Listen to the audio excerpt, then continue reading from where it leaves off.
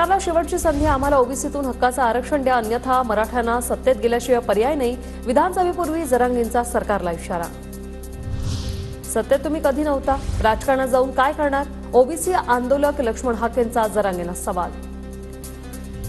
मराठा क्रांती ठोक मोर्चाचे समन्वयक रमेश केरे यांनी घेतली उपमुख्यमंत्री देवेंद्र फडणवीसांची भेट. मराठा समाजाला ओबीसीतून आरक्षणावर सरकारचं म्हणणं काय? सागर बंगल्यावरील भेटीनंतर रमेश केरेंचा सवाल. आरक्षणावरून किती भयानक आक्रोश होऊ शकतो हे बांगलादेशवरून दिसतं. तिथल्या परिस्थितीवरून धडा घेतला पाहिजे. आरक्षणाचा विषय साधा नाही, खूप लोकांच्या वेदना आहेत. जरांगेंची प्रतिक्रिया. बांगलादेशवरून भारताच्या राज्यकर्त्यांनी धडा घ्यावा. शेख हसीना यांनी हुकुमशाही पद्धतीने देश चालवला. बांगलादेशच्या स्थितीवरून संजय राऊतांचा मोदींवर निशाणा. विधानसभा निवडणुकीतील राज ठाकरेंच्या उमेदवारांवर बहिष्कार टाका. दलित, आदिवासी, ओबीसी समाजाला रामदास आठवले यांचं आवाहन. महाराष्ट्रात आरक्षणाची गरज नाही, राज ठाकरेंनी वक्तव्य केलं होतं.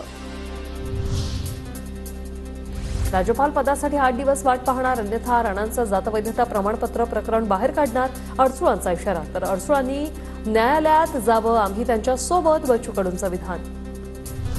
लाडकी बहीण योजना महाराष्ट्रात टिकणार, अशक्य गोष्ट शक्य करणं हीच माझी ओळख.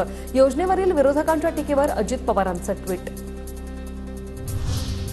राज ठाकरे थांबलेल्या हॉटेलबाहेरील आंदोलनात पवार आणि ठाकरे गटाचे कार्यकर्ते होते. आंदोलकांच्या वेशात आपली माणसं पेरण्याचं काम सुरू. मनसे नेते संदीप देशपांडेंचा आरोप.